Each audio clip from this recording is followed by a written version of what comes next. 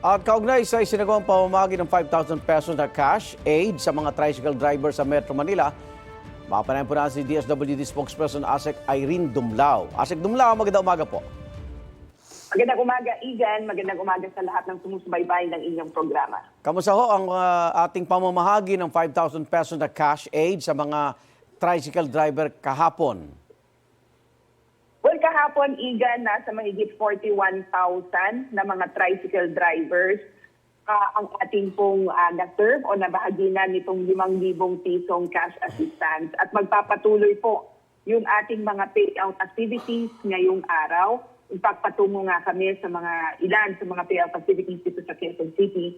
And then tomorrow, meron pa rin pong mga areas na kung saan magsasagawa tayo ng payout activities para ma-serve po natin yung target natin na around 139,000 tricycle drivers dito sa Kamaynilaan. Na-address ho ba yung problema na may ilang tricycle drivers na wala raw sa listahan kaya hindi nakatanggap ng ayuda?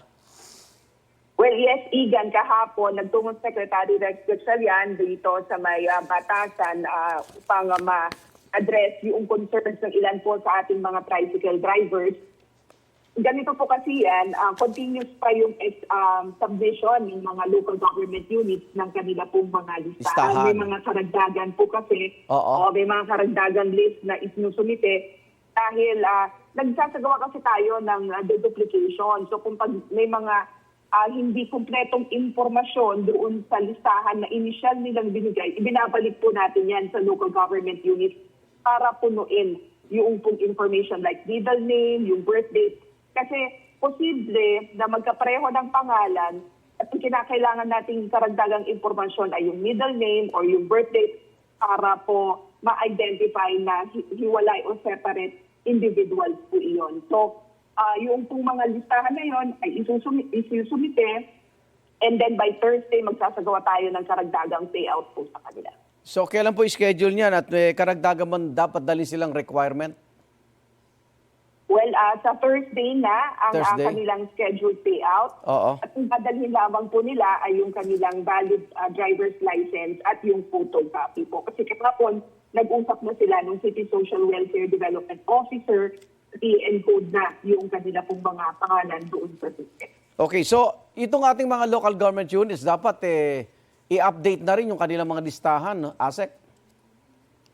Well, yes, yun po yung pakiusap natin na i-update po yung kanilang mga listahan at tiyakin po na kumpleto yung mga impormasyon na hinihingi po natin para ma-facilitate yung preparation din po ng payroll at ng master list po natin. May isa pang problemang lumitaw, comment ng ilang netizen daw, kasama rin daw sa master list pangalan ng mga namayapa na tricycle driver.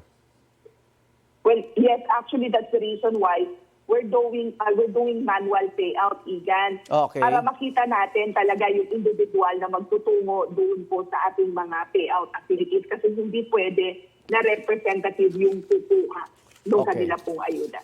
So after ng tricycle drivers, kailan na ho ba yung iba na mga driver pa na mabibigyan din ng ganitong payout?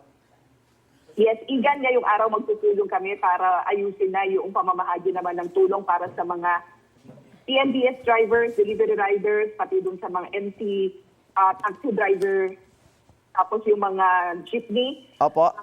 Kasi balak natin next week, mag-umpisa na po tayo sa pamamahagi ng tulong sa kanila. Maraming salamat, DSWD spokesperson ASEC Irene Dumlao. Ingat po. Maraming salamat po. Pag umaga. Igan, mauna ka sa mga balita, mag-subscribe na sa GMA Integrated News sa YouTube para sa iba't ibang ulat sa ating bansa.